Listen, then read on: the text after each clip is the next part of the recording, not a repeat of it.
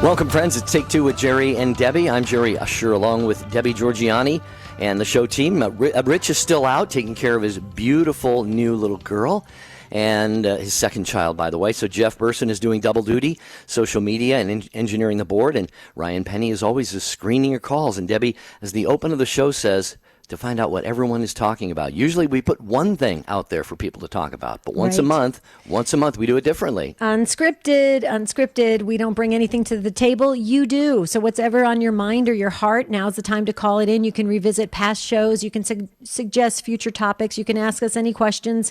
We can talk about the faith. We can talk about things that are going on in your life. Anything that you just feel like you want to share or talk about, now's the time to do it. It's unscripted. And like Jerry said, it usually falls on the last Friday of the month, but we thought we'd change it up a bit. Remember, we got some different things planned for you guys, and so we thought we'd do a Monday unscripted to just appeal to our Monday listeners, and I think that is a really good thing. So here's the number to call in, whatever you want to talk about, 1-833-288-EWTN. That's 833-288-3986.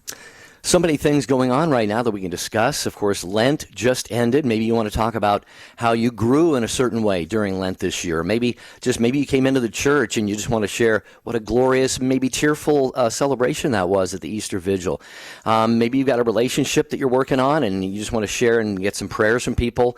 Maybe we can offer a piece of advice. We're not counselors or anything like that, but whatever is going on with you, work-wise, personally, spiritually, whatever you'd like to bring to the table, it's all yours at 833-288-3986. But don't wait till the end of the show, because we just don't like it when we have to leave folks on the line. It just bothers us. Although we are going to be doing an after show for some of our really popular topics, and we'll be sharing more of that great news with you around our 4-year anniversary, which is June 15th. Jerry, it is correct. I think we did the math correct. I think we were correct. We've done over 1,000 live shows. Can you believe that? That's 1,000 different topics. I'm feeling old.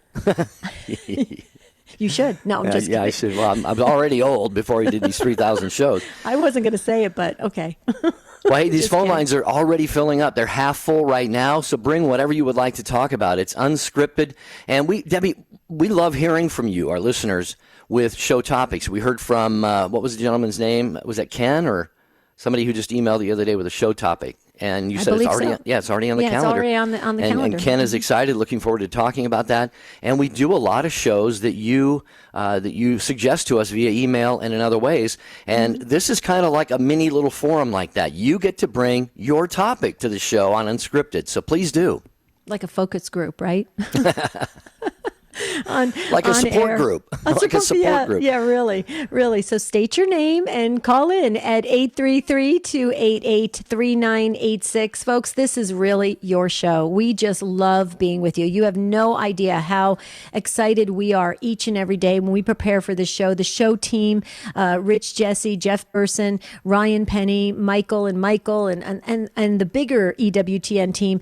We just love the show, and because of you. You're incredible. The takes on that you impart to all of us on the subjects that we put forth are amazing. But when you bring up your own things that you want to talk about, it takes on like a kind of a whole new life, and we learn and we grow, and it's a great conversation.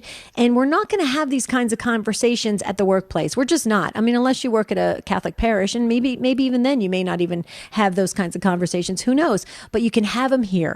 And we want you to join in at 833-288-3986. So if there's something on your mind or heart, call in.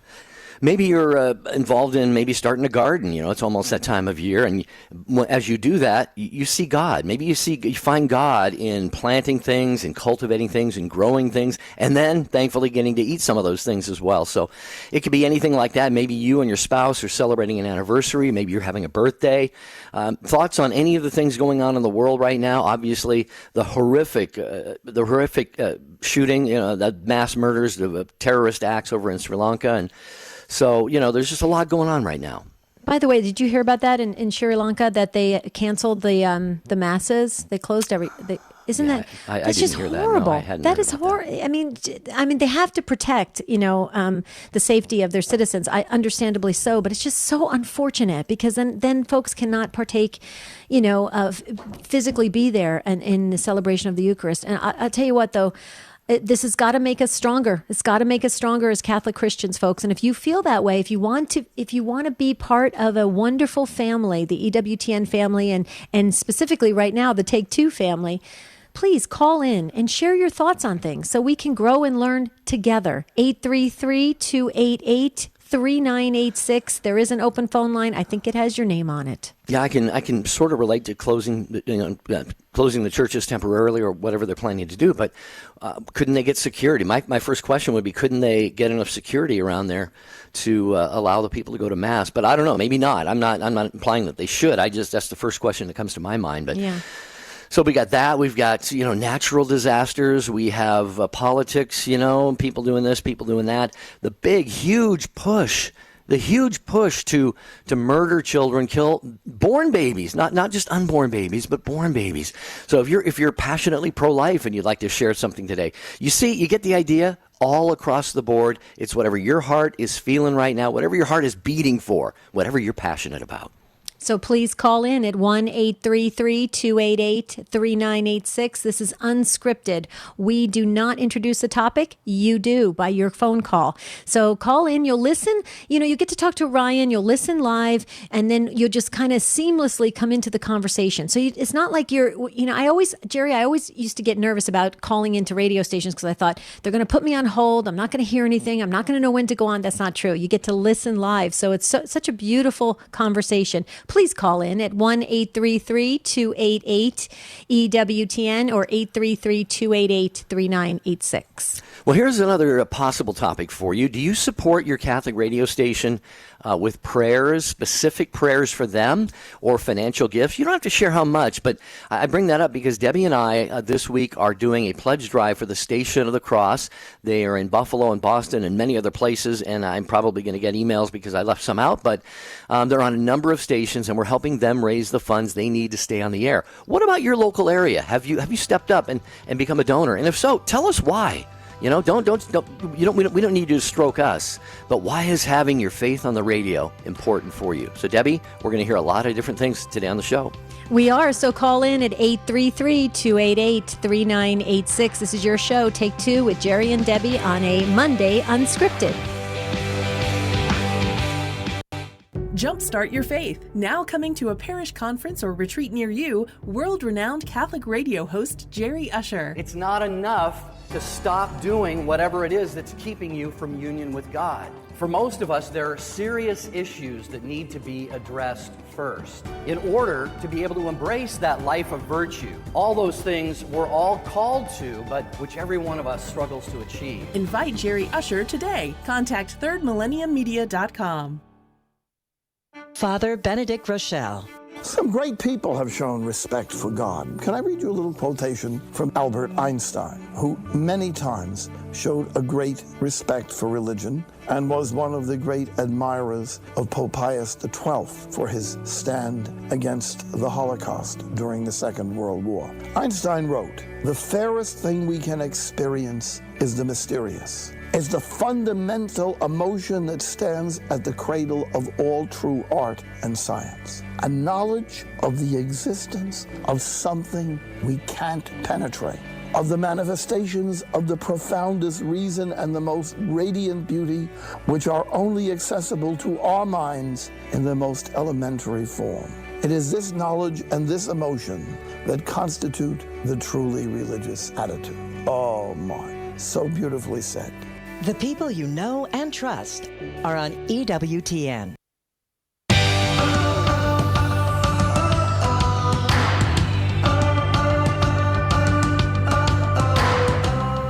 Great to have you with us, as always, here on Take Two with Jerry and Debbie. It is Unscripted. We usually do it on the last Friday of the month, but we had Family Week going on last week, so we moved it to here before the end of the month of April. And we have a lot more great shows coming up this week, including Whom or What Are You Praying For? So be sure to stay tuned at this time of the day to EWTN Radio. And if you tune in tonight at 8 p.m. Eastern Time, you will find Marcus Grodi on the journey home. He is doing one of the most important works, Debbie, I think, of the church. And he himself was a non-Catholic minister in a Christian church and became Catholic, and now he invites people like that who, they may be, nibbling at the edges of Catholicism and thinking maybe this is where God is leading them. But Debbie, they have things like, how am I going to make a living? And what are my friends going to think? And what will my church will reject me? There's a lot of considerations, and Marcus has done a great job of really kind of helping them ease into becoming Catholic. Yeah, they tell their story. It's fabulous. Okay, so folks, make sure when we share different shows with you, we want you to check them out because you'll get hooked on them just like we are, and that's a good thing. So it's Unscripted today, and we're going to go to Jennifer, who is first up in Cleveland, Ohio, listening on the Rock. Hi, Jennifer. Welcome to Take Two. Hi. Thank you for taking my call. As I was actually listening to your intro, I was thinking, well, there's probably about 15, 20 topics I would be interested in talking about, but that would take up the whole hour.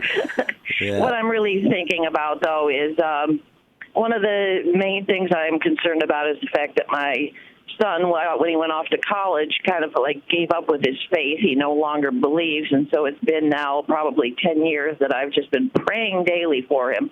But I was wondering if you had any suggestions for other things I might try to gently coax him back, because what I've tried doing so far obviously isn't working. Well, Jennifer, I'll jump in here first. I know Debbie has something, but you made the comment when he went off to college, he lost his faith. Did he was he fervent in the faith before that? Was he excited about it up until that point, or what was his mood there? If you could take the temperature. Well, he went to church. He was an altar server for many years, and he would go every Sunday without fighting it, but I don't know that he was fervent. Mm-hmm.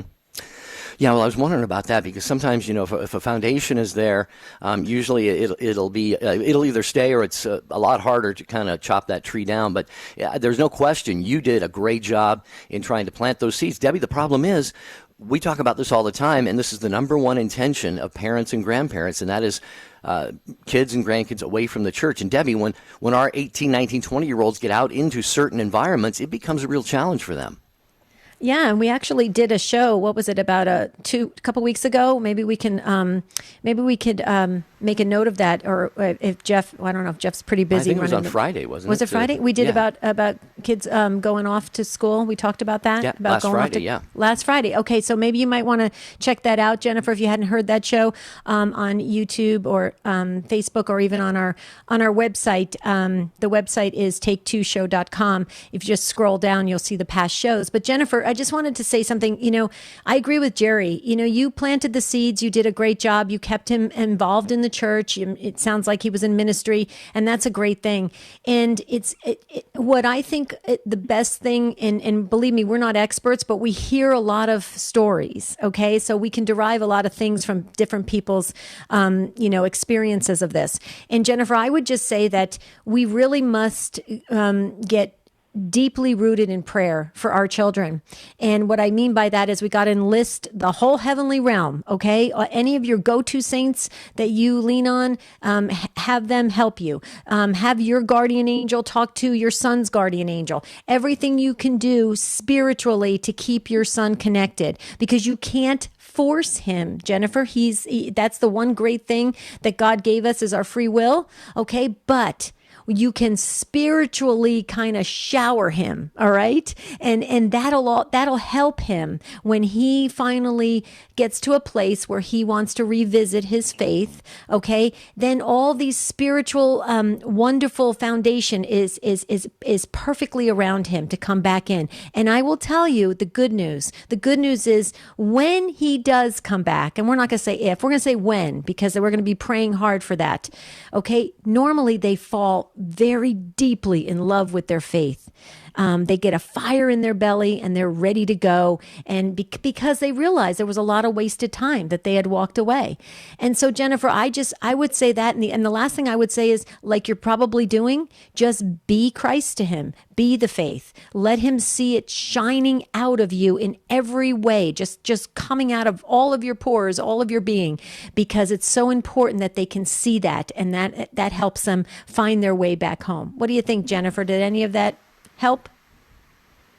Yes, it did. Like I said, I prayed daily for it, but I never thought of, asking the other saints and angels to get involved too. And I will say that, like I said, I don't try to force them. I gently every now and then maybe bring up the topic or whatever, but I do know that on Easter when I asked, if I could, because I go to the Easter Vigil, but then I also go Sunday morning, and he says, you know what? He goes, you can come down for Easter whenever you want. You go ahead and have your time with God. And so he does acknowledge that I am myself very involved. Yeah. Well, you're doing all the right things, as you have been doing all of his life, Jennifer.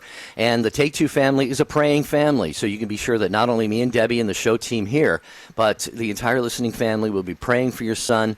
And so be hopeful, and good things are going to happen, as Debbie said, not if he comes back, but when. So thank you, Jennifer, for your call. We appreciate that. And Debbie, I just wanted to real quickly, we got full phone lines here, so folks be patient, but I wanted to mention something about the saints. Okay, most of us understand the communion of saints. A person may die with no temporal punishment necessary. They go straight to heaven. They get canonized. Others go through whatever process. But look at it this way. Here's how I like to look at it. Sometimes we pray to the saints for their help. And sometimes, at least me, I'll speak for myself. Sometimes I'm thinking, well, the saint may pray for that, but, it's probably not God's will. But the way we have to look at it is this. During a saint's life, what did they say to God? They said, yes. God, I will do your will. I will do your will. Why don't we think that now they after a lifetime of them doing God's will, I have to believe if they make a special request that it pleases Jesus' hearts, Jesus will do their will. So let's have more confidence in the power and prayers of the saints. That's all. Well, and we know that like St. Therese of Lisieux and Padre Pio, they're more active now in ministry than they were here when they were in a bodily form here on earth, walking the earth like the rest of us. Okay. It's very interesting, Jerry. I mean, you're right. We don't tap into the saints enough. And I'll tell you what, I have a huge army around me every time I do anything of the saints. I ask everybody I can. Do you do the same? The litany of saints? I do the same. Every morning for about 35 years, I have said the same litany as I'm in the shower, brushing my teeth, getting breakfast ready. Yeah, I ask at least 100 different saints by name and all the angels and saints to pray for me every day. Beautiful. Because they've got their hands full with me. That's why. Are they working overtime? Working overtime, yeah. They're not getting paid time and a half, but they're working overtime. Right. Well, let's hear what Joan has to say in Niagara Falls, Ontario, listening on the Station of the Cross. And Joan is a first-time caller. I'm going to ring the bell for you, Joan. There you go. Hi, Joan. Welcome to Take Two. Hi. Thank you. Hi, Joan. Happy Easter to you both. Yeah, to you as well. Hi. Thanks for taking my call. I have a question about a friend of mine who, she has a very ill son. He's in his late 20s, and it's been going on for some years, and he has about 3 different issues going on in his body, and it's really, really difficult for him, and it's become very difficult for her as a mom to watch him suffering and she's feeling like he's really pulling away from them. And anyway, she's gotten to a point now where she told me that she prayed recently that God give it to me instead of my son. And I didn't think that was, I wondered if that was the right prayer, because now she is dealing with very similar symptoms as her son, and she has to actually go in for emergency surgery this week because of it. And I thought, I got to ask somebody about this. Is that the right prayer to pray as a mother? Like, God, give it to me. Let me share something with you, Joan, because I used to hear this a lot in religious education. A lot of families used to share their stories when they would come to classes. And that's, I think it's a natural thing for parents to take away or want to take away their children's pain. And I think it's just a natural thing. Is it the right prayer? Well, what is the right prayer? It's coming from her heart to God. It's a conversation that she is having with God. And, my heart breaks for her because she wants to relieve the pain for her son, and she wants to take it upon herself. Now it's starting to happen, and so now there's a lot to deal with. It's kind of like a big storm. It sounds like, the thing that I would just encourage them, both of them, is that. This is a beautiful time. I know it's a suffering time and a painful time for both of them, but it's a beautiful time for them to unite their suffering with Christ. And it's a beautiful time for them to intimately get to know Christ in a whole new way. And I just would encourage both of them, if you can get this message to them, is that just take this time, instead of focusing on what is happening to both of them, with the physical things. Focus on their souls. Go for their souls, because it's so important right now. Whatever they're going to learn from this, or if they get through it, if there's a full healing, if everything goes well, or if something were to happen where one of them or even both of them, God forbid, were to pass, okay? There's the soul. That's the most important. And if people can focus on that, we can get through so many things in life. The problem is we focus on all the exterior stuff and we never really truly tap into the soul. I hope I'm making sense on that, Joan, but I think you know where I'm going with this, right? Yeah, for sure. It's difficult. They're not Catholic. So, and the son has kind of pulled away from his faith now. So for her, she can't even really have much of a conversation with him, that way. So she's just feeling really confined in that way, and just trying to find, like I said to her, well, maybe you're just trying to get too much control of this, and you got to learn to just trust and just let God, do what he's going to do with your son, and just pray for him. But maybe taking it away from him isn't the right, this is his journey, and you're telling God, no, I want to control it. I want to take over it. And I thought after it, well, maybe I shouldn't have said that. And, maybe that was the wrong way to go about it. But I just, just seeing her dealing now with the same symptoms kind of shocked me. And I thought, whoa. Yeah, because this had actually happened to my husband many, many years ago. My son was very sick, and my husband ended up in the ICU, and I had a feeling that my son got better. And when my husband came to, I said, did you pray to take this? I had this thought maybe he'd prayed that prayer. And he said, yes, I did. And my husband almost died. And then when she had this happen to her, I thought, oh gosh, that kind of came back to me. And I thought, I asked somebody if this, see what someone else's take is on that. Well, you know what, Joan, it's a beautiful thing. It's absolutely beautiful thing. And Jesus, throughout the history of the church, there have been what are called victim souls. And those are people that Jesus will allow certain things, health issues or other things to happen to them. And then through whatever means he communicates to them, whether it's an apparition or just through spiritual direction or something, that person realizes they are being called to be a victim soul and suffer for others. Now, I'm not saying that this rises to that level. These people, like you said, aren't even Catholic. But what mother, like Debbie said, would not want to take whatever suffering she could from her son? So just keep an eye on that, and we'll be praying for them. I don't know if you can give us each of their first names. Debbie keeps a book. If you don't want to, that's fine. We'll just have, God knows who they are. But we'd love to have the Take Two family pray for them. Yeah, it's Marlene and Joel. Okay, Marlene and Joel, got it, and we will start praying. Are they believers in Jesus, Joan? Oh, very much, like Reformed. Okay. Reformed faith. Yeah. Okay. Well, then, so she's then very devout. Yeah. Okay, so she's very close to Jesus. And you know what? Here's the thing. Then you can tap into that, and you can really just encourage her to to take each day and see what can be learned from this experience, how they can grow and how they can spiritually grow, and tap into that. And also maybe encourage her to look into, if she doesn't have a relationship with her guardian angel and also her son's guardian angel. It sounds like they're both going through a rough time right now, and their guardian angel should team up together, and really help them through this. But I don't know. I just get a feeling that there's going to be a big learning experience happening with your friend. I just feel it strongly, Joan. Keep us posted, will you? At Take Two at EWTN.com. If you could drop us an email every once in a while. Sure. Thank you.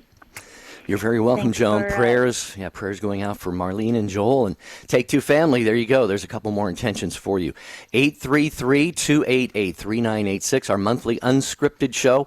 Debbie and I get lazy and let you bring the topics once a month. So what do you want to talk about? Speak for yourself. No, I'm anything. just kidding. And Tom and Dan and Maria and Ruth, hang on. You're all going to be next. But I wanted to mention just an email that came in. Maureen, watching the video stream on YouTube. Hi, Maureen. Hi, Maureen. She says, it's overwhelming to hear about all that's happening in the world. So great that Divine Mercy Sunday was yesterday, so we can pray for increased mercy and compassion in our hearts and in the world. And Debbie, I hope and pray every one of our listeners took advantage of Jesus' promise of forgiveness of sins and removal of temporal punishment on this Divine Mercy Sunday yesterday. I took advantage of it. I was so grateful. The whole weekend I was just thinking of Divine Didn't that blow Mercy. your mind? Oh, it was. It was amazing. I couldn't wrap my head around it, but it felt great. I can tell you that. So praise God. This is Unscripted on a Monday on Take Two with Jerry and Debbie. We've got full phone lines, but when a line becomes open, please jump in at 833-288-3986.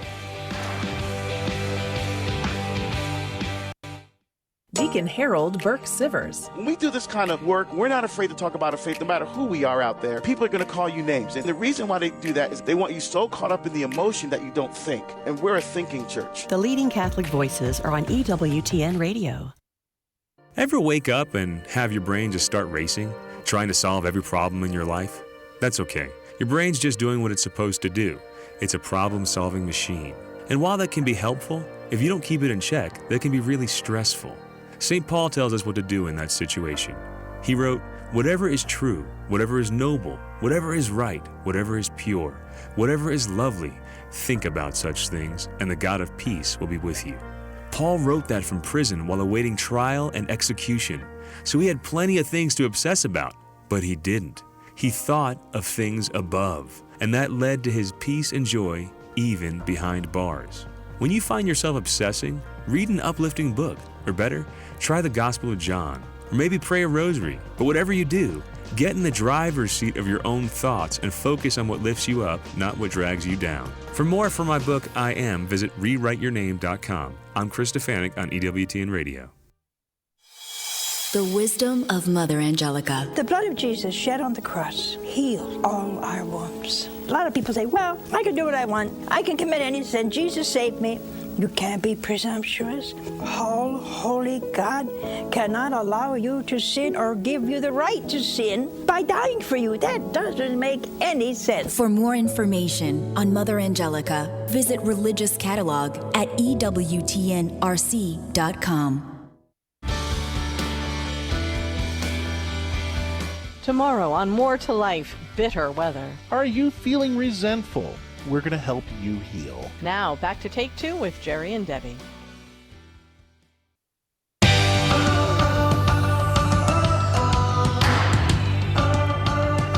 Take Two with Jerry and Debbie on this Monday in the Easter season, first day of this week, and we thank you for listening, and thanks for your calls. It is Unscripted, and Debbie, I think people have gotten the idea about Unscripted because the lines are packed, and we've got more email than it looks like we've had for maybe any show ever, so we're going to try to get to some of the emails and social media comments as well as the phone calls. Yeah. Did you see, real quickly, Kim wants you to clarify the Litany of Saints and the routine that you go through every morning. Could you quickly do that?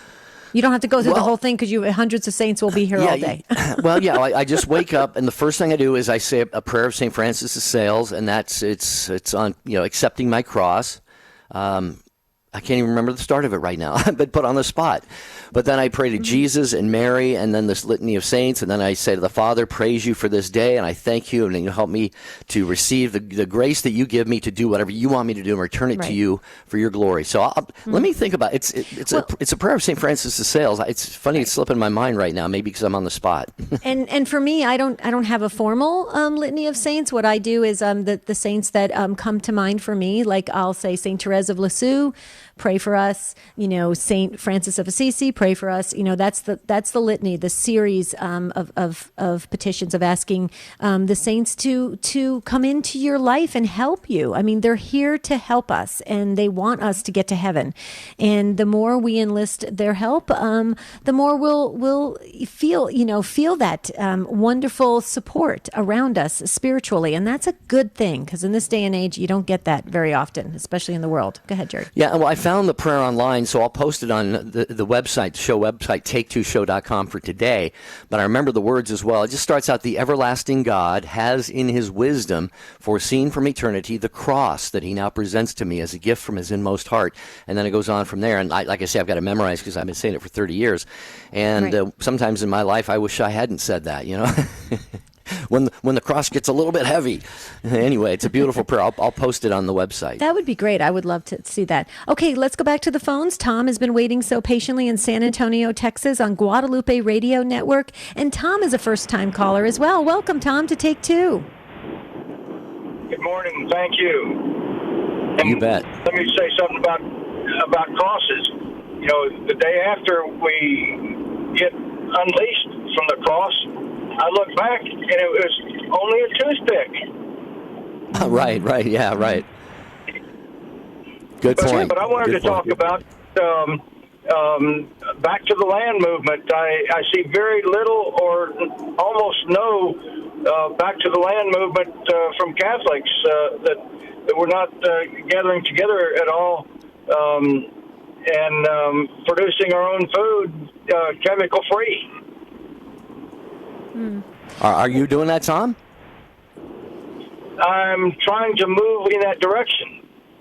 I've got a garden, and I hope to be very independent in being able to produce my own food. A huge portion of it, like 75 to 90% of it, in a year or two. Wow. Well, Tom, I would encourage you to keep going and keep talking to folks about it to see who can join up with you. I have a little frog in my throat. Please excuse me. Can join up with you and partner with you in those efforts, because my husband and I are into gardening, and we actually do urban gardens, and we have a really tight knit community in our neighborhood, and we actually did presentations for our neighborhood, and we were going to have our whole neighborhood join together and do this exact thing, have like a neighborhood garden where we could share different things. People could grow the things they like to grow, and then we trade, and we have beautiful, fresh, vegetables, and it's just wonderful. And out of hundreds of people, Tom, only 2 people showed up because everybody else says, "Oh, gardening is it takes too long, and I just like the convenience of going to the store." So it takes a lot more of conversations to have with people to get them on board. And I would just encourage you to keep going, because gardening, I think, is a beautiful thing, and it's relaxing, and you definitely can see the presence of God's creations in the beautiful fruits and vegetables and everything that grows from our precious ground. So I agree with you, Tom. I'm right with you on that. What do you think, Jerry? You like gardens? Well, I do. I don't get into it that much, but actually for many, many years, at least 2 or 3 years, I've been thinking about trying to do that. So, Tom, you've got me inspired. Anything else you want to add? Well, besides that, I think that groups can come together as families and share a meal and the mass. I think that would be the thing. But I think that we as Catholics should organize to where we're doing good things with the earth that God's given us, right? And that we manage and take care of it. Yeah, no question about stewards. that. Yeah, good stewards. so many people not taking care of the earth. We really do have that responsibility. And, we know, Debbie, for some people that kind of gets into a pantheistic sort of, earthy and no God. But, I mean, it is God's earth, and we are his stewards. What did he say to Adam and Eve? Right. And he created it for us. Yeah.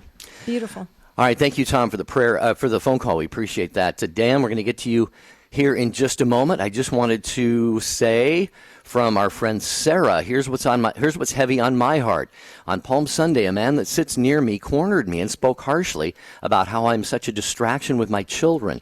I have a 7-year-old who is currently a handful at Mass and at home. The man asked me if I've ever thought of the people around me who are trying to pray.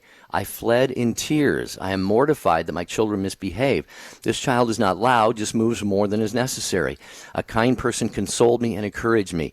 My husband challenged me to forgive that man, especially since he has done this to our family several times. Please remind all your listeners that you never know what is going on in another family's life. Rather than condemn, please encourage. Offer to help with small children. Thank those families for bringing their children, even if they are being willful children. A church without children is a dead church. Sarah says that from Edgerton, Ohio. Sarah, my heart breaks for you because I know that's got to just be so frustrating and humiliating and just you just feel discouraged because you go home and, you want your kids to behave in church. You get it, but, kids are kids and you're doing the best you can. And Sarah, the only thing I would say, and I'm not trying to be flippant about this, but if that man continues to confront you, I would just say, sir, I would say very nicely, sir, just go sit in the front row, and then you'll never sit in the front pew. And then you don't have to worry about little kids or anything. Let them get the closest to the altar as possible. That's what I would suggest, Jerry, because it sounds like maybe he's sitting in the middle or in the back, and then he's going to have more distractions, wouldn't you say? Yeah, absolutely. And I think a crying child at Mass is just such a beautiful sound. It can be irritating, yes, but it's a beautiful sound because that's new life. It's new life, and parents are bringing their children to Mass. That's right. And instilling the faith in them. How could we ever complain about that? Yeah, our first reaction might be to go, but then wait a minute, just stop and say for a second, wow, realize how beautiful that is. Yeah, okay. You want that sound. Absolutely. We're going to go to Dan in Rochester, New York, listening on the Station of the Cross. Hi, Dan. How's it going? Going better now that you called. Good. I just wanted to call. I felt moved to call when you were asking for callers, and I just wanted to share my story. My wife and I just were confirmed, and she was baptized at the Easter Vigil, and we took First Communion. Wow. And our 2 sons were baptized as well. One's 5 months and one's 5 years old, and we have felt so welcome to our community. But the more that I've looked into it through the RCIA program, because I was raised Methodist and I spent about 15 or 20 years away from the church, I was always a believer. But my personal, my personal connection to Christ was in and out, and I think I was depressed and things. But anyway, when I came back, we decided to join the Catholic Church, and I just want to say it's like church on the next level when you understand the communion of saints and the apostolic nature of the church. If anybody is listening and they're on the fence, do it. Just do your research and join up. Wow. And I just wanted to say how thankful I am. Mm-hmm.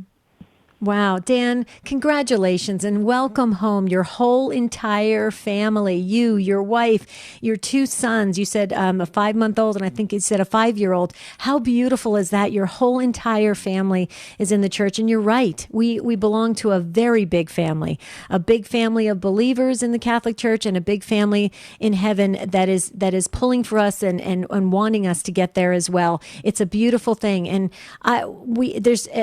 this just, you have no idea how this just makes our heart burst with incredible love when we hear stories like this, Dan, that you came in and you as the leader of your family. I mean, how wonderful is that? You're all journeying together closer to God in the family of faith, the Catholic faith. I love that, Dan. I have to just ask this real quick question. Did you and your wife get to pick confirmation names, and can you share your confirmation names? Just curious. We did. She chose St. Rita, and I chose St. John the Baptist. Beautiful. Nice. Beautiful. Well, Dan, was there any one thing that helped you along the way, or helped you, kind of prompted you to make the decision to bring your family into the Catholic Church, or come back into the church in your case? Well, we started visiting for Mass because my son is, we have kind of a troubled school district here, and there's also a grade school that's connected to the church. And so he started going there for preschool, and I just felt like it was a really good community. And then when we came in, we were just, okay, we're going to join this church because it's time to join a church, and blah, blah, blah. And like I said, I was raised Methodist. I could have as easily have gone to a Methodist church, but I'm sorry, I'm having a hard time keeping it together. But that's okay, Dan. It's okay. The more I learn about it, it's just, I'm so thankful that I made the right decision to join the Catholic Church. Yeah. Well, and you should feel the way you're feeling, Dan. It's a beautiful thing, beautiful step that you've all taken, and a great, great gift. It's a treasure. It is a treasure and a mercy to you and your family that God has given you. So, if you get a little, hesitant and maybe a little lump in your throat or something there's nothing at all wrong with that. So, Dan, thank you for your prayer, your call, and your prayers. Please pray for us. But Debbie, we certainly invite the entire Take Two family to pray for them. Yes, again, welcome home. Beautiful. And just soak it all in. We've got the full toolbox here at the Catholic Church, and it's wonderful. And you just, more and more graces flow and things you learn, and you just, that's why I got into adult formation, Jerry, because I couldn't get enough. We have such a big faith, a vast faith, and it takes a lifetime to really absorb it, but it's a great, great feeling. So Dan, congratulations again. Jennifer in Fort Wayne, Indiana, you're up next on Redeemer Radio, also a first-time caller. Hi, Jennifer. Welcome. Hello, blessed Easter to both of you. Yes, and to you too. Thank you. I don't have a question. I have more or less, I guess, a comment, or wanted to share a story about something that happened at my parish, which is St. Elizabeth Ann Seton in Fort Wayne.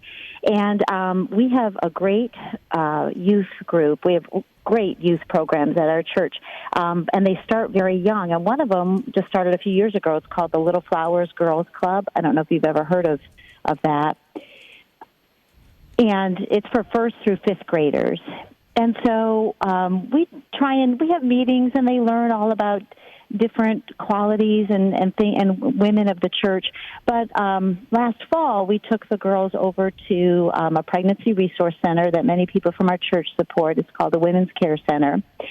And when we were there, the mom who was in charge that night asked all of us other moms if it was okay if she explained to the girls what an abortion was, because obviously women go there thinking they're going to get an abortion, but they don't. They get the resources they need to have a beautiful and healthy baby. And I wish that I had a camera rolling and could show the video that night to anybody who thinks abortion is okay. Those little girls, and it was explained to them in a very polite way. I mean, the mom basically said, some moms don't want their baby, or they think they can't take care of it, they have no help, or maybe they don't have a husband. And they go to a doctor who takes the baby out of the mom's tummy before the baby is big enough to live. And so the baby dies. And it was just silent. And those girls, I'm sorry, I get emotional because it was just so sad. Those little girls just started crying. And one of them said, why would somebody do that? So I think children are such a great navigator for what is right in life. I think in their innocence, they can see what's right and wrong, and I wish that I could show that video of what we experienced that night, because, it is sad. It's tragic who would do that, but people do. Yeah. No, it is. It's a very touching, poignant story that you mentioned there, Jennifer. And you mentioned St. Elizabeth Ann Seton. I think it's Father Dave Vore, isn't it, pastor over there? Yes, yeah, and he is just wonderful. We're very blessed to have him. That's what I was going to say. He and so many of the clergy in the Diocese of Fort Wayne South Bend, I've had the privilege of meeting so many of them, and they are all just so on fire for the faith. But Debbie, it's a beautiful thing that these girls, if I'm understanding this right, are realizing the truth about what abortion is, so that at they a young age. Yeah, at a young age, to not make that choice. It's just an unfortunate choice, and it's understandable why a lot of, especially younger women make that choice. But it's still very, very tragic and unfortunate. It is. And Jennifer, it's so as you were telling the story, and I was trying to picture myself, seeing, young girls trying to understand this and comprehend it. And, they got it, and the tears started flowing, and they said, why would anybody want to do that? Well, because they understand. It's the truth speaks to their heart and speaks to their soul. And it's so tragic, and it's so sad when I think about how adults and even these, and I have to say it, even these politicians who claim to be Catholic, it's like, has anybody really sat down with them and tried to really speak to their heart and soul? Because where is it? And something is clouding over the heart and soul to make them think it's okay to kill a child in the womb, and then and even worse than that, infanticide after the child's born. So it breaks my heart that adults have lost their way when it comes to this topic. I don't get it, Jennifer, and it's always bothered me. And I understand that there's a lot of women that have gone through abortions, and it's a sensitive subject. I get that. But that still doesn't change the truth of it. Right, Jennifer? No, it doesn't. And I would encourage anyone listening to, there's a tradition that I know I carried it on because my grandma started it, but we, in our church, we call it the Rose for Life. And so I place a fresh red rose next to the statue of the Blessed Mother every week, and it's in honor of respecting life from the moment of conception to natural death. And we put it in our bulletin every week, and you can sponsor it. I mean, you don't have to pay if you don't want to, but you can sponsor. A lot of people do it in honor of, a significant wedding anniversary or a birthday or a birth anniversary. And, it's just, you can't miss the rose. It's right there. My parents did it at their church. My grandma started it years ago at her church. And, when you go up to communion, you can't miss the rose. And it's just a reminder that, life is precious. And it's a gift. Yeah. And those girls got it. Those girls understood it. And God bless them for understanding it in such a beautiful way. Yeah. They get it.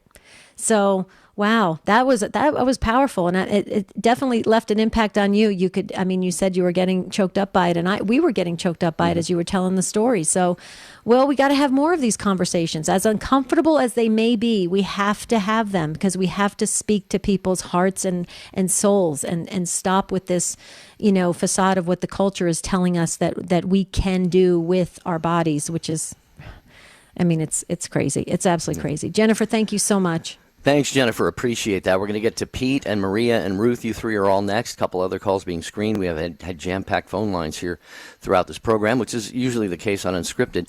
I wanted to read an email from Kevin. Our email address is take2@EWTN.com.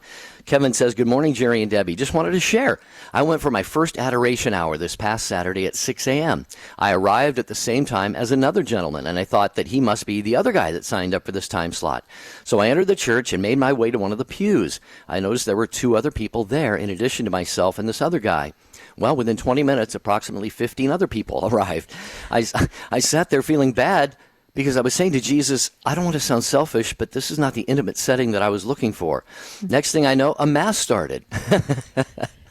I was in the wrong place. I needed to be in the chapel near the back side of the church. So I enjoyed Mass, and I smiled about my conversation with Jesus all the way to work. He finishes, I could just imagine him smiling at my complaining about the lack of intimacy. What a happy accident to end up at a Mass where I was able to partake of the Eucharist. Oh, well, I'll try again next Saturday. Kevin. Okay, that is precious. But job, haven't you ever Kevin. felt like that when you've gone to adoration? Sometimes when somebody else walks in, you're like, wait a minute, this is my time with Jesus. Yeah. Although they usually have at least two people signed up. Right. Two adorers. So, that's right. Wow, that's a great email. Thank you so much for sharing that with us. Yeah, that was awesome. Pete, okay, you're up next in Detroit, Michigan on Ave Maria Radio. Hi, Pete. Welcome. Hi, Jerry and Debbie. Thanks for taking my call. Sure. I wanted to talk about my sister today. Her name's Emily. She's kind of leaving the faith right now, or, for all I know, she might have already left the faith. But basically, she's 21. It's me, my mom and dad, and her all living under the same roof.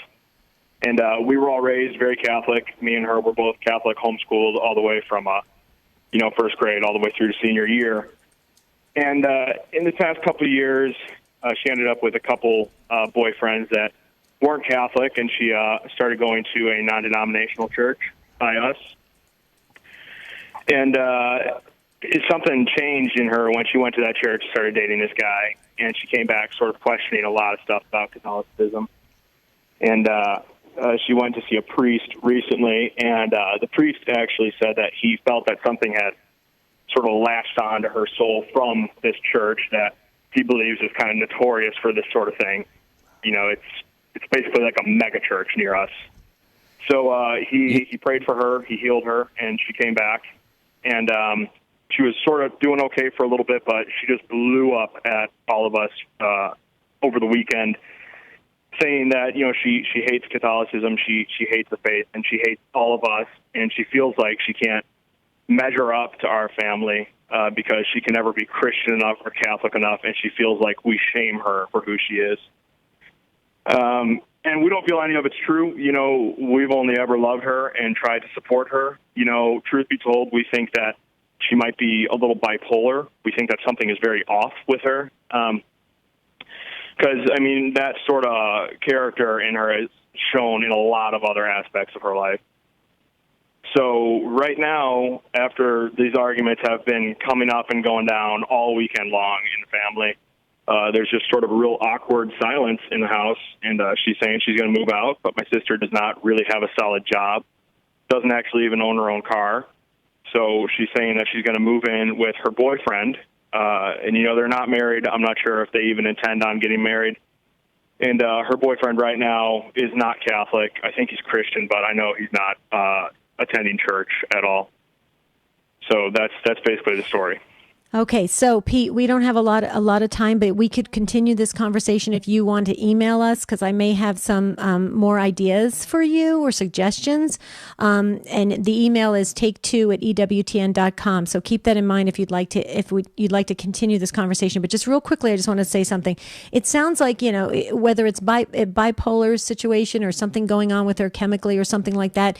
Let's put that aside for a moment. It sounds like maybe she has entered into these relationships with her boyfriends, and now she's compromised her belief system. She's gone to this other church that's a non-denominational church, and they accept everything and everything's okay, maybe. And so she comes back to your family where you have, strong roots in Catholicism, and you've planted those seeds in the family, and rightly so. It's a domestic church, and now she feels like she doesn't fit in. So what's the easiest thing for her to do? Her easiest thing for her to do is to step out of the circle. Okay.